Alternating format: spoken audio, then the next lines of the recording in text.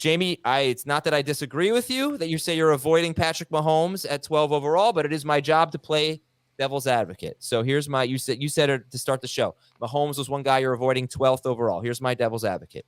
You say, I'm not going to take him because Jalen Hurts and Josh Allen could be just as good. Well, if you have the 12th overall pick, you're not getting Hurts or Allen at the 36th pick. At ADP. Right. But you're either taking. No, you're right. I'm not getting that. You're taking one of those 3 quarterbacks there, or you're not getting one of those 3. Correct. I'll tell you the top 20 picks from 2022. Top 20 from last year.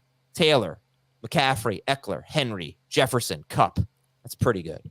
Najee, Dalvin Cook, Jamar Chase, Joe Mixon, Alvin Kamara, Devontae Adams, DeAndre Swift, Stephon Diggs, Aaron Jones, Saquon Barkley, Kelsey, Lamb, Chubb, Debo. In that top 20, I gave you Jonathan Taylor.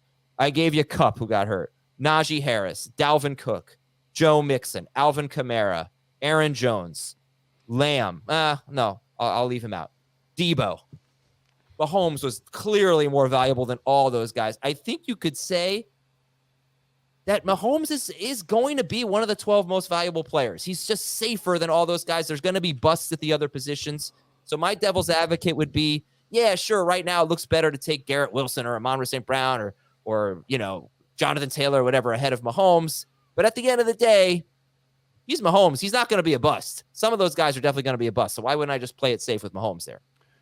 You definitely can play it safe. I'd love to see what happens to Mahomes. You say he's not going to be a bust if Kelsey got hurt, and what that would look like with that receiving core. So, factoring injuries for the other guys because there's more susceptible to it. But what happens if he does lose his best receiver?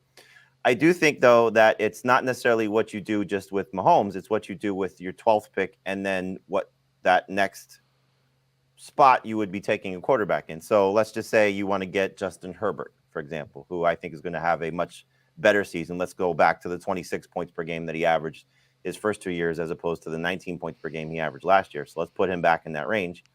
And then you're saying you're getting who's at 12 on ADP, so I'm not reaching here? Because I would say CeeDee Lamb or Stephon Diggs, that spot.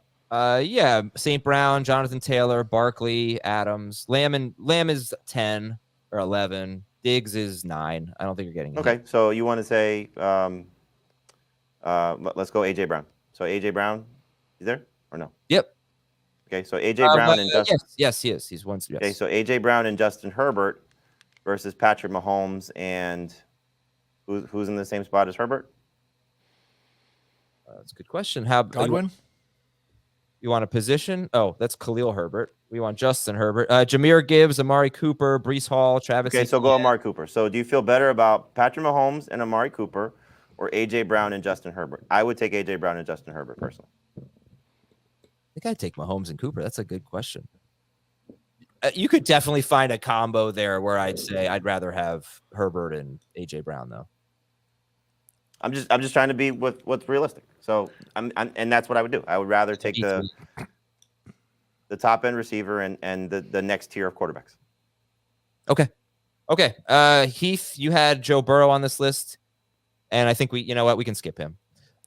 We talked about him earlier, and that was based on his ADP at 27th overall. Heath now has him at QB 7, the last in that. I was wondering, Adam, because I think you were pretty strongly. I know Dave was too, so it might be better to ask him. But you were Burrow at 4 over Fields and Jackson, right? Like I think me dropping him to 7 behind Herbert's probably further than most people are going to go. But would you drop him behind Fields and Jackson now? Because those guys were kind of we kind of discussed those guys being, there was a top 3 tier and there was the next 3 tier. Not Jackson. Fields, yeah, I think that's fair. I like Fields better than Jackson. Wow, interesting. Again, I almost don't want to say this out loud because there's some opinions that I have that I don't feel super confident in. I'm just not a Lamar Jackson guy. I think there's going to be. That's not anything. I mean, people who have listened to this podcast for the last few years know that. Well, I think it's been sort of justified the last couple of years with the way he's performed. I can't deal with the roller coaster, but I also just think there's going to be an adjustment period for him in a completely different offense.